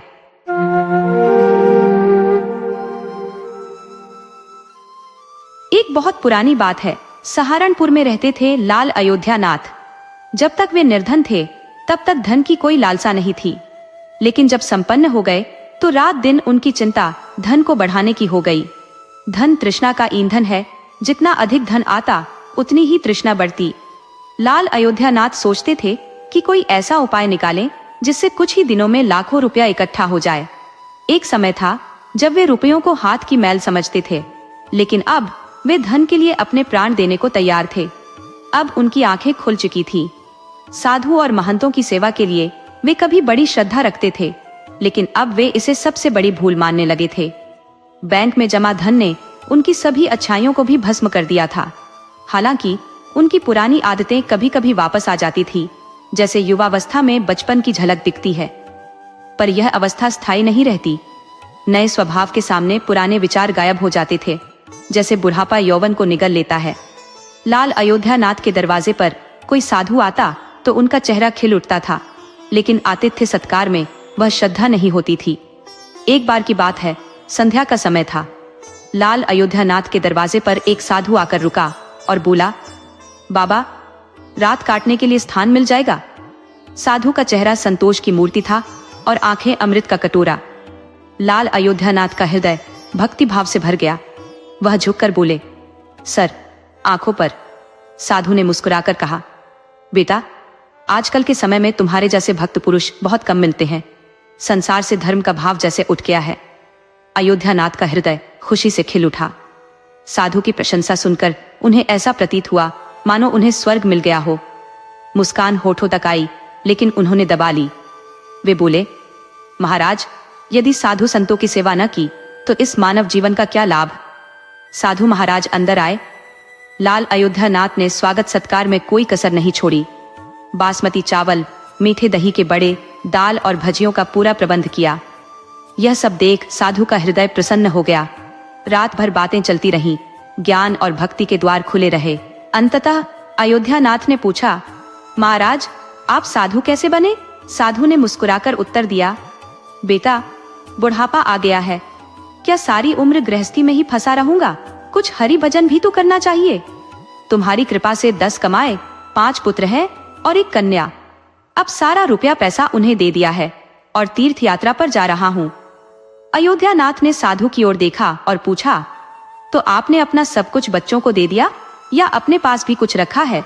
साधु ने उत्तर दिया, मेरे हाथ में जो यह लाठी देख रहे हो, यह अंदर से खोखली है। इसमें मैंने 11 सोने की मोहरें रखी है। यात्रा में कभी कभी धन की आवश्यकता पड़ जाती है। ये कहते कहते साधु को नींद आ गई, लेकिन अयोध्यानाथ की आंखों में नींद नहीं थी। वह बार बार लाठी को देखते और मन ही मन में कुछ सोचते रहते। लाभ और धर्म के बीच संघर्ष चलता रहा। अंत में लालच ने धर्म को पछाड़ दिया। अयोध्यानाथ ने लाठी उठा ली, परंतु हाथ कांप रहे थे।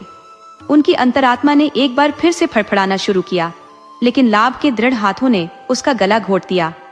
उन्होंने लाठी खोलकर उसमें से सोने की मोहरें निकाल ली और उनकी जगह साधारण सिक्के भर दिए। पाप का जादू चल चुका था। अगली सुबह हुई। साधु हरिद्वार जाने को तैयार हुआ। अयोध्यानाथ का हृदय बैठा जा रहा था। उन्हें डर था कि कहीं साधु को संदेह न हो जाए। इस विचार से उनके चेहरे का रंग उड़ता जा रहा था, परंतु साधु को इस घटना की कुछ भी खबर नहीं थी। वह मुस्कुराते हुए बातें करता और रात के आतिथ्य सत्कार के लिए बार बार धन्यवाद देता था। चलते समय अयोध्यानाथ ने कहा, महाराज, मेरे यहाँ संतान नहीं है। आप ईश्वर से प्रार्थना करें। हम पापी लोग हैं, हमारी प्रार्थना का असर नहीं होता। आप महात्मा हैं, परमात्मा आपकी जरूर सुनेगा। साधु ने उत्तर दिया, सुनेगा या नहीं यह तो वही जाने, परंतु मैं तुम्हें आशीर्वाद देता हूँ कि भगवान तुम्हें संतान दे। यह कहकर साधु चला गया। अयोध्यानाथ के सर से जैसे बोझ उतर गया। उन्हें ऐसा प्रतीत हुआ मानो साधु के जाने के साथ ही उनके हृदय से पत्थर हट गया हो। वह इस चोरी के फल से नहीं बच सकते थे। यह उनका मन और मस्तिष्क अनुभव कर रहा था, परंतु वह इस चोरी के प्रकट होने से बहुत डरते थे। इधर साधु महाराज हरिद्वार पहुंचे तो उनका हृदय प्रसन्न हो गया। वहां साधु संतों को देखकर उन्हें ऐसी प्रसन्नता हुई मानो स्वयं भगवान के दर्शन हो गए हों। उनका मन ब्रह्मानंद में लीन हो गया। एक हलवाई को बुलाकर बोले, मैं एक महायज्ञ करना चाहता हूँ जिसमें हरिद्वार के समस्त साधुओं को भजन कराया जाएगा। इसमें सारा खर्च कितना बैठेगा? हलवाई ने अंदाज लगाकर उत्तर दिया, 750। इसमें सब कुछ हो जाएगा, सब कुछ बहुत अच्छी तरह से हो जाएगा महाराज। साधु ने थोड़ी देर के लिए सोचा और फिर कहा, तुम यह सब प्रबंध कर सकोगे? जी बिल्कुल कर सकेंगे, हलवाई ने उत्तर दिया। तो फिर सारा प्रबंध तुम ही करो, जो खर्चा होगा मैं दे दूंगा। ये कहते हुए साधु महाराज ने अपने लाठी की ओर देखा। हलवाई ने उत्तर दिया, महाराज आप निश्चित रहें, सब प्रबंध हो जाएगा। दूसरे दिन यज्ञ हुआ। हरिद्वार में धूम मच गई। लोग यज्ञ को देखते और आनंद में झूमते। वे कहते थे, हमने यज्ञ तो बहुत देखे हैं, परंतु इस उदारता और भक्ति भावना से रुपया पानी की तरह बहते हुए किसी को नहीं देखा। ऐसे धन्ना सेठों की कमी नहीं है जिनके पास मोहरें बहुत पड़ी हैं। वे मुकदमेबाजी में लाखों लूट देते हैं, बेटे के विवाह पर उड़ाते हैं, परंतु धर्म के काम पर एक पैसा भी खर्च नहीं करते। यह मनुष्य सच्चा मनुष्य है जिसने अपना सच्चा धर्म समझा और धर्म के सामने पैसे का मोह नहीं देखा। अपनी प्रशंसा सुनकर साधु का दिमाग 7वें आसमान पर पहुंच गया और उसका हृदय आनंद में हिलोरे लेने लगा। साधु बाहर से प्रसन्न था, परंतु उसका भाग्य रो रहा था। शाम हुई। साधु ने अपने कमरे का दरवाजा बंद किया और लाठी को खोलकर देखा। लाठी के अंदर साधारण सिक्के देखकर उसका हृदय कांप गया। उसे ऐसा प्रतीत हुआ मानो कोई भयानक स्वप्न देख रहा हो। उसे अपनी आंखों पर विश्वास नहीं हो रहा था। वह चाहता था कि यह सपना जल्दी से खत्म हो जाए, परंतु यह सपना ऐसा नहीं था जिसके पश्चात उसकी नींद खुल जाती। उसने उन साधारण सिक्कों को आंखें मलमल कर देखा। उसे लगता था कि अब भी मेरी भूल दूर हो जाएगी, परंतु ऐसा ना हुआ। साधु के मुख पर पसीने की बूंदें झलकने लगी। हलवाई को थोड़ी ही देर में हिसाब देना था। उसने सोचा, अब क्या होगा? अपमान का चित्र उसकी आंखों के सामने खींच गया। साधु कांप कर खड़ा हो गया। अपमान का विचार अपमान से भी अधिक भयानक होता है। साधुओं में अपमान सहने की शक्ति नहीं होती। उसने कुछ देर तक विचार किया, जैसे निराश मनुष्य समुद्र में कूदने से पहले विचार करता है। फिर साधु ने दरवाजा बंद कर लिया। साथ ही उसकी आशा के दरवाजे भी बंद हो गए। साधु ने चारपाई की रस्सी निकालकर उसे छत पर लटका दिया। मृत्यु दरवाजे पर खड़ी थी। साधु की अंतरात्मा ने उपदेश किया, दिमाग ने युक्तियां बताईं, परंतु निराशा ने सब ओर अंधेरा फैला दिया। साधु का मुख मृतक के समान सफेद हो गया। तब उसने चारपाई पर खड़े होकर रस्सी का फंदा गले में डाला और थरथराते हुए पैरों की अंतिम चेष्टा से चरण ठोकर मारकर गिरा दिया। साधु फांसी पर झूल गया और उसकी मृत्यु हो गई। सुबह का समय आनंदमय था, परंतु किसे पता था कि शाम इतनी दुखमयी होगी। कुछ समय के बाद यह घटना हर बच्चे की जुबान पर थी। साधु तो मर गया, परंतु उसका आशीर्वाद अभी भी जीवित था। 1 वर्ष के भीतर ही अयोध्या नाथ के घर एक पुत्र ने जन्म लिया। मरी हुई आशाओं में जान आ गई। अयोध्या नाथ ऐसे प्रसन्न थे मानो उन्हें सारा संसार मिल गया हो। अंधेरे घर में प्रकाश हो गया था। उनके पांव धरती पर नहीं पड़ रहे थे। बालक का नामकरण संस्कार बड़ी धूमधाम से किया गया। इस उत्सव के अवसर पर एक बड़ा भोज दिया गया। उस दिन अयोध्या नाथ ने अपनी सारी जिंदगी की कंजूसी निकाल दी और रुपयों को पानी की तरह बहाया। बालक का नाम द्वारका नाथ रखा गया। जैसे जैसे वह आयु में बढ़ता गया, अयोध्या नाथ की कामनाएं भी पल्लवित होती गईं। द्वारका नाथ बहुत ही सुशील बालक था। उसकी बुद्धि देखकर आश्चर्य होता था। लोग कहते थे कि यह कल को नाम रोशन करेगा। अयोध्या नाथ यह सुनकर गर्वित होते और उसकी शरारतों को देखकर उनका प्यार और भी बढ़ जाता। इसी प्रकार 6 वर्ष बीत गए। द्वारका नाथ स्कूल में पढ़ने गया। वहां उसकी प्रतिभा का विकास हुआ। सोना कुंदन बन गया। वह सदैव अपनी श्रेणी में प्रथम आता। अयोध्या नाथ यह देखते और परमात्मा को धन्यवाद देते। परंतु कभी कभी जब उन्हें साधु के साथ किया गया दुर्व्यवहार याद आता तो उनके कलेजे में हलचल मच जाती और उनकी आत्मा पर गहरा बोझ छा जाता। उन्हें अब अपने की पर पछतावा होता। वे अक्सर मन ही मन दुखी रहते कि मेरी बुद्धि पर ऐसा पर्दा कैसे पड़ा जो मैंने इतनी मूर्खता कर दी। परंतु वह गुजरा हुआ समय उनके हाथ में नहीं आता था। उन्होंने वह सोने की मोहरें एक रुमाल में बांधकर एक संदूक में रख दी थी और यह निश्चय किया कि उसे साधु को लौटा देंगे। उन्होंने साधु की खोज के लिए कई लोगों को भेजा, परंतु साधु तक कोई नहीं पहुंच सका। यहाँ तक कि अब अयोध्या नाथ वह घटना भूल चुके थे, परंतु वह सोने की मोहरें अभी भी संदूक में रखी हुई थी। समय बीतता गया। द्वारकानाथ अब 18 वर्ष का हो गया था। वसंत के दिन थे। खेतों में सरसों फूल रही थी। अयोध्या नाथ अपनी धर्मपत्नी और बेटे द्वारकानाथ के साथ हरिद्वार को चल पड़े। वहां पहुंचकर वे एक सराय में ठहरे। वहां अयोध्या नाथ को एक नया रहस्य पता चला कि उनके बेटे द्वारकानाथ की प्रकृति साधुओं जैसी थी। वह दिन रात साधुओं के दर में घूमता रहता। कोई भी दुखी और गरीब उसे दिखाई देता तो वह उसकी सहायता करता। अयोध्या नाथ यह देखकर बड़े ही दुखी होते थे, परंतु वे कुछ कर नहीं सकते थे। द्वारकानाथ का मुख देखकर उनका क्रोध तुरंत ही शांत हो जाता था। वह बहुत सोचते थे, परंतु द्वारकानाथ के इस स्वभाव का कारण उन्हें समझ में नहीं आता था। एक दिन की बात है, द्वारकानाथ हरिद्वार में अपने दर की तरफ लौट रहा था कि रास्ते में एक वृद्ध आदमी उसे रोता हुआ मिला। द्वारकानाथ ने आश्चर्य से पूछा, क्यों भाई, रो क्यों रहे हो? वृद्ध ने उत्तर दिया, क्या कहूँ, कहते हुए लज्जा आती है। फिर भी बताओ। मैं गंगा जी में डूबकर अपना जीवन समाप्त करने जा रहा हूँ, क्योंकि मुझे व्यापार में घाटा हुआ है और मेरे सिर पर बहुत सा कर्ज है।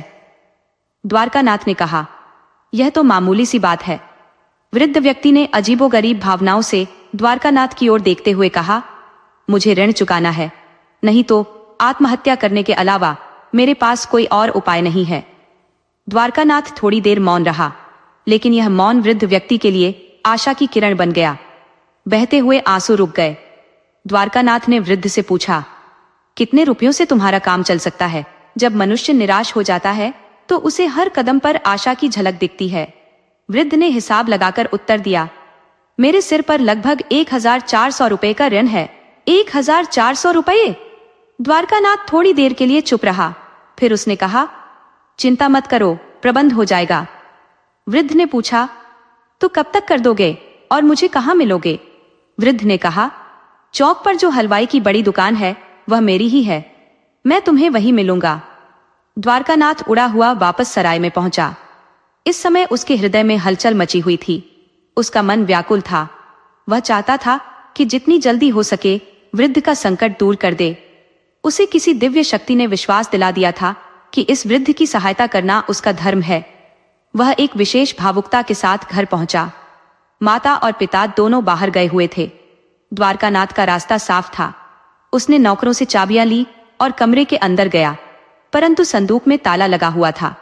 द्वारकानाथ ने पत्थर लेकर संदूक का ताला तोड़ दिया और फिर संदूक टटोलने लगा। निराशा ने पर फैलाए, मगर आशा ने अपने पंख फैला दिए। एक उम्मीद की चमक दिखाई दी। द्वारकानाथ के हाथ में एक रुमाल आ गया। उसने कपड़े हुए हाथों से उसे जल्दी से खोल दिया। उसका हृदय कमल की तरह खिल गया। उसे रुमाल में सोने की मोहरें मिली। यह वही सोने की मोहरें थी जो एक समय में अयोध्या नाथ ने साधु से चुराई थी। मोहरें गिनी तो पूरी निकली। द्वारकानाथ का हृदय प्रफुल्लित हो गया। उसने मोहरें थैले में रखी और रुमाल को वापस संदूक में रख दिया और इस तरह से भागा जैसे कोई पुलिस वाला उसके पीछे लगा हो। द्वारकानाथ ने भलाई करने के लिए बुराई का सहारा लिया था। अपना काम पूरा करके द्वारकानाथ वापस घर पहुंचा। रात का समय था। वह अभी आकर बैठा ही था कि उसके पेट में पीड़ा होने लगी। द्वारकानाथ एक साहसी नवयुवक था। बड़े से बड़े कष्ट में भी वह हिम्मत नहीं हारता था, परंतु यह पीड़ा अजीब तरह की थी। उसके मुख से चीखें निकल गई। अयोध्या नाथ ने भी जब देखा तो उन्हें ऐसा जान पड़ा जैसे कोई विपत्ति आने वाली है। वे दौड़ते हुए डॉक्टर के पास गए, परंतु अभी वापस भी नहीं आए थे कि द्वारकानाथ ने प्राण त्याग दिए। अयोध्या नाथ ने जब यह सुना तो पछाड़ खाकर गिर पड़े और कई दिन तक बीमार रहे। परंतु द्वारकानाथ को क्या हो गया, यह आज तक उनकी समझ में नहीं आया था। एक दिन संदूक में किसी चीज के लिए हाथ डाला तो मोरों वाला रुमाल नहीं था। उन्हें कई वर्षों की भूली हुई घटना याद आ गई, परंतु उन मोरों का चला जाना और द्वारकानाथ का मरना, इन दोनों घटनाओं में क्या संबंध था, इसे वे कभी समझ नहीं सके। परंतु कहानी सुनने वाले तो समझ ही गए होंगे कि दोनों घटनाओं में क्या था। सच्चाई यह थी कि जिस साधु की मोहरे अयोध्यानाथ ने चुराई थी, उसी साधु ने अयोध्यानाथ के बेटे द्वारकानाथ के रूप में पुनर्जन्म लिया था। द्वारकानाथ बनकर उसने ही वही सोने की मोहरे अयोध्यानाथ से चुराकर वृद्ध व्यक्ति को दे दी और अपना पूर्व जन्म का कर्ज चुका दिया।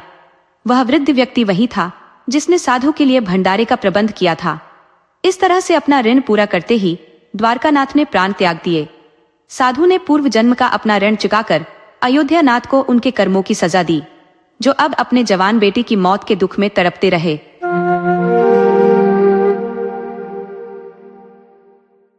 बहुत समय पहले रतनगढ़ गांव में एक गवैया रहता था जिसका नाम रामेश्वर था। ये गवैया शादी के मौके या किसी भी उत्सव पर गाने गाता था। गांव और शहर के लोग उसे अक्सर अपने आयोजनों में आमंत्रित करते थे। रामेश्वर की गायकी इतनी मधुर थी कि आसपास के कई राज्यों से भी लोग उसे बुलाते थे। इस वजह से उसकी आमदनी भी अच्छी थी। जब भी वह दूसरे राज्यों में गाने के लिए जाता तो उसे और भी ज्यादा इनाम मिलता था। लेकिन वापसी के समय वह अपने धन को लेकर बहुत चिंतित रहता था। डरता था कि कहीं रास्ते में कोई चोर या लुटेरा उसे लूट न ले। परंतु सौभाग्य से उसके साथ कभी कोई अनहोनी नहीं हुई और वह सुरक्षित अपने धन के साथ घर लौट आता था। रामेश्वर के पड़ोस में एक आदमी रहता था जो उससे बहुत ईर्ष्या करता था। उसका मानना था कि रामेश्वर बिना किसी खास मेहनत के ही धनी होता जा रहा है। जब रामेश्वर अपने घर पर गाने का अभ्यास करता था तो पड़ोसी को बहुत क्रोध आता था। कई बार तो उसने इस बात पर रामेश्वर से झगड़ा भी किया था। वह रामेश्वर से कहता था कि जब तुम अपने घर पर गाने का अभ्यास करते हो तो मेरी नींद खराब हो जाती है और तुम्हारी आवाज गधे की आवाज जैसी है। तुम गाना गाने का अभ्यास कहीं और जाकर किया करो। रामेश्वर शांत स्वभाव का सज्जन आदमी था, इसलिए वह अपने पड़ोसी की बातों को नजरअंदाज कर देता था। एक बार रामेश्वर को कई जगह गाने के मौके मिले और उसे इनाम में बहुत धन प्राप्त हुआ। उसने सोचा कि इतना सारा धन घर में रखना ठीक नहीं है, इसलिए इसे कहीं जमीन में गाड़ देना चाहिए। उसने अपने धन की एक पोटली बनाई और रात के समय उसे अपने घर के पीछे वाले बगीचे में गाड़ने का फैसला कर लिया। इधर रामेश्वर का पड़ोसी जानता था कि इस समय रामेश्वर की अच्छी कमाई हो रही है, इसलिए वह हमेशा उसकी चौकीदारी करता रहता था। जब रामेश्वर रात के समय बगीचे में अपना धन गाड़ने के लिए गया तो पड़ोसी जो उसकी निगरानी कर रहा था उसने रामेश्वर को देख लिया। उसने सोचा कि जरूर ही रामेश्वर अपना सोना गाड़ने गया होगा, क्योंकि इसी वजह से वह रात को वहां पर गया है। जब रामेश्वर वापस चला गया तो थोड़ी देर बाद वह पड़ोसी दबे पांव चुपचाप बगीचे में घुस गया और बिना कोई आवाज किए वह जगह खोदकर सोने की पोटली निकाल ली। जब उसने पोटली खोली तो उसमें सचमुच सोना भरा हुआ पाया। वह बहुत प्रसन्न हुआ और उसे पूर्ववत जगह बनाकर सोने की पोटली लेकर दबे पांव अपने घर लौट गया। कुछ दिनों बाद गवैये रामेश्वर को पता चला कि उसका धन चोरी हो गया है। उसने कई बार अपने पड़ोसी को अपनी चौकीदारी करते और घर के चक्कर लगाते देखा था, इसलिए उसका पहला शक अपने झगड़ालू पड़ोसी पर ही गया। अब वह यह सोचने लगा कि अपना धन उससे कैसे वापस ले। रामेश्वर ने धन चोरी की बात किसी को नहीं बताई। इसी बीच राज्य के राजा ने अपने दरबार में गाना गाने का निमंत्रण भेजा। रामेश्वर बहुत खुश हो गया और राज दरबार में हाजिर हो गया। उसने राजा के सामने बहुत ही सुरीला गाना गाया। महाराज इतने प्रसन्न हुए कि उसे स्वर्ण मुद्राओं से भरी हुई एक थैली इनाम में दे दी। रामेश्वर वह धन लेकर घर आ गया, परंतु अब वह यह सोचने लगा कि इसे सुरक्षित कैसे रखे और साथ ही अपना पुराना धन पड़ोसी से कैसे निकाले। उसने अपने दिमाग में एक योजना बनाई। वह अपने पड़ोसी के घर गया और उससे कहा, दोस्त, मैं तुमसे एक सलाह मांगने आया हूं। मेरे पास धन से भरा हुआ एक थैला था जिसे मैंने अपने घर के पीछे वाले बगीचे में गाड़ दिया था। अब मुझे राजा ने एक और थैली सोने की अशर्फिया दी है। इस थैली को अब मैं कहाँ रखूं, कुछ समझ में नहीं आ रहा है। पड़ोसी यह सुनकर खुश हो गया कि उसे सोने से भरा हुआ एक और थैला हड़पने का मौका मिलेगा। क्योंकि रामेश्वर ने पहले वाले धन की चोरी के बारे में किसी को नहीं बताया था, पड़ोसी ने सोचा कि रामेश्वर को अभी तक पहले वाले धन की चोरी के बारे में जानकारी नहीं है। ये सोचकर पड़ोसी बोला, इसमें इतना सोचने की क्या बात है, इस थैली को भी वहीं गाड़ दो जहां पहले वाला धन गाड़ा था। धन्यवाद दोस्त, तुम्हारी सलाह के लिए बहुत बहुत धन्यवाद। ये कहकर गवैया रामेश्वर अपने घर चला गया। गवैया के जाते ही पड़ोसी के मन में यह विचार आया कि यदि यह गवैया मेरी सलाह मानकर अपने सोने का थैला वहीं गाड़ने जाएगा तो सच सामने आ जाएगा कि पहले वाला धन चोरी हो चुका है। इससे शायद वह अपना दूसरा थैला वहां न गाड़े, इसलिए मुझे पहले ही पुराने धन का थैला वापस वहीं गाड़ देना चाहिए। जब वह अपना दूसरा सोने का थैला भी वहां गाड़ देगा तब मैं सारा धन एक साथ निकाल लूंगा। फिर पड़ोसी रात को बगीचे में गया और गवैया का पुराना धन का थैला वहां गाड़ने लगा, परंतु रामेश्वर पहले से ही सतर्क था। वह उस रात सोया नहीं था क्योंकि उसकी योजना के अनुसार पड़ोसी को पुराने धन का थैला वहां गाड़ना चाहिए था। रामेश्वर ने पड़ोसी को छिपकर देखा कि उसने पुराने धन का थैला गाड़ा और चला गया। कुछ देर बाद रामेश्वर अपने घर से निकला और उसने अपना पुराना धन निकाला। फिर उसने पत्थरों से भरा हुआ एक नया बड़ा सा थैला वहां गाड़ दिया। दूसरी तरफ पड़ोसी को भी नींद कहाँ थी, वह इस योजना को लेकर सतर्क था। उसने देखा कि गवैये ने एक छोटा थैला जमीन से निकाला और उसकी जगह एक बड़ा सा थैला वहां गाड़ दिया। वह यह सोचकर बहुत खुश हो गया कि उसे पहले से भी ज्यादा सोना मिलेगा। अगली सुबह और पूरा दिन उसने बड़ी ही कठिनाई से काटा। अगली रात को मौका पाते ही वह गवैया के बगीचे में जा पहुंचा और पत्थरों से भरा हुआ थैला उठाकर जल्दी जल्दी घर लौट चला। थैले के बोझ से वह बहुत खुश था कि ढेर सारा सोना उसने हासिल कर लिया है। पर घर आकर जब उसने थैले को खोला तो अपना माथा पीट लिया क्योंकि थैले में सोने की बजाय पत्थरों के टुकड़े पड़े थे। उसे एहसास हुआ कि गवैये ने उसे चकमा दे दिया है। इस तरह गवैये रामेश्वर ने अपनी चालाकी और चतुराई से अपने चोर पड़ोसी से अपना चुराया हुआ सोना वापस ले लिया।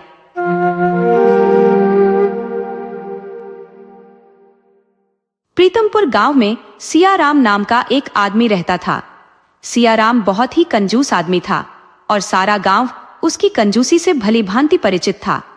सियाराम के पास धन संपत्ति होते हुए भी कभी वह अपने यहाँ पैसे खर्च नहीं करता था, तो दूसरों को दान दक्षिणा देना तो बहुत दूर की बात थी। एक दिन वह पड़ोसी गांव से जंगल के रास्ते अपने गांव लौट रहा था। रास्ते में एक पेड़ के नीचे उसे एक बूढ़ा आदमी दिखाई दिया।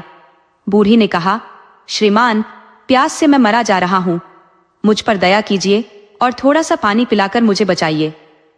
बूढ़ी की बात सुनकर सियाराम रुक तो गया, पर उससे बोला, सुनो, पानी तो मेरे पास है, पर मैं पिलाऊंगा तभी जब तुम मुझे बदले में ज्यादा से ज्यादा रकम दोगे। बोलो, क्या तुम्हें मंजूर है? बूढ़ा पल भर के लिए सोच में पड़ गया, परंतु तुरंत ही उसने चांदी का एक सिक्का निकाला और सियाराम के हवाले कर दिया। सियाराम ने सिक्का अपने कब्जे में कर लिया और बदले में उस बूढ़े को पानी पिलाकर उसकी प्यास बुझाई। पानी पी लेने के बाद बूढ़ा बोला, श्रीमान, अब मेरी जान में जान आई है, मैं भी आपके गांव चलता हूँ, वहां मैं आपको सैकड़ों हजारों अशर्फिया दिला सकूंगा। सियाराम ने उसकी बात पर हंसते हुए कहा, अरे, तुम दिखते तो कंगाल हो और बात करते हो सैकड़ों हजारों अशर्फियों की। गनीमत समझो कि तुम्हारी जान बच गई।